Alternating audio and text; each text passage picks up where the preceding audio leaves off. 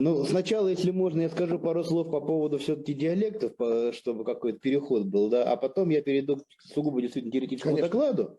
Что касается диалектов, то мне кажется, что мы тут немножко изобретаем велосипед, то есть нам кажется, что вот мы что-то такое новое придумали, что вот это новая парадигма нации, но как я это понимаю, в Европе, ну а собственно нации возникли и в Европе, да, это изобретение европейское, и как минимум две модели такого рода были. Первая – это французская модель, сугубо унитарной нации. Собственно, у них даже федерации никакой нет. Да? То есть, и вот там мы видим очень жесткое насаждение французского языка. Да?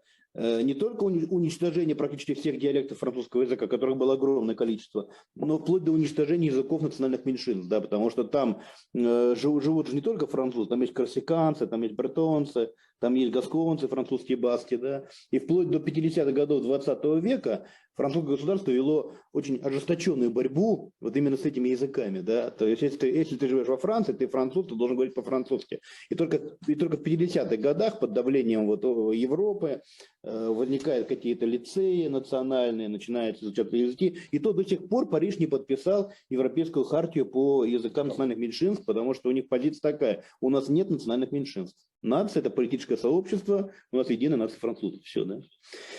А вот другая модель – это немецкая модель, она очень интересна, да. Потому что Германия сразу же возникла как федеративное государство. Потому что, ну, иначе просто невозможно было. Да? Германия изначально была с конгломератом огромного количества небольших немецких государств. Да? Вот. И ведь в Германии не боятся диалектов. Да? То есть там нет, но если исключить период Гитлера, да, который действительно пошел по французскому пути, он даже лужицких сербов бедных объявил как славянскими немцами, или как это называлось, да, и заставлял переходить на немецкий язык. Действительно, да.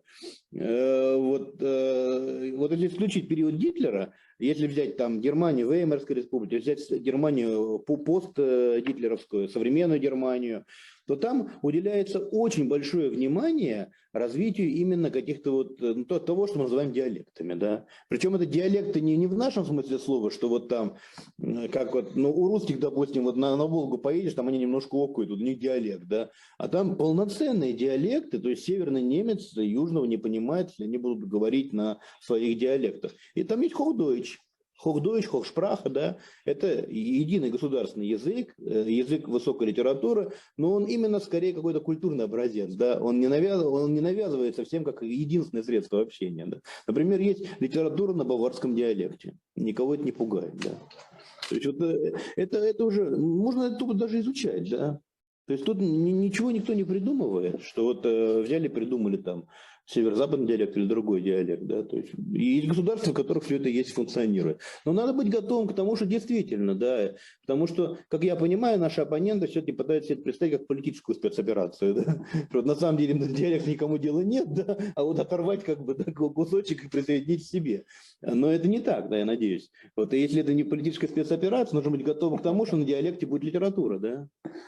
Что будет литература на, скажем так, хохбаштирише, да, на высоком баштирском языке, который общий для всех баштир, да, а будет литература, например, на северо-западном диалекте. Почему нет? А на юге мы граничим с Казахстаном, и я уверен, что там тоже есть свои диалекты, которые ближе к казахскому языку, например. То есть, если мы переходим вот к этой парадигме, да, к парадигме как бы единая нация, но множество разных диалектов, да, множество разных субъектов, то, так сказать, надо быть к этому готовым, надо об этом подумать.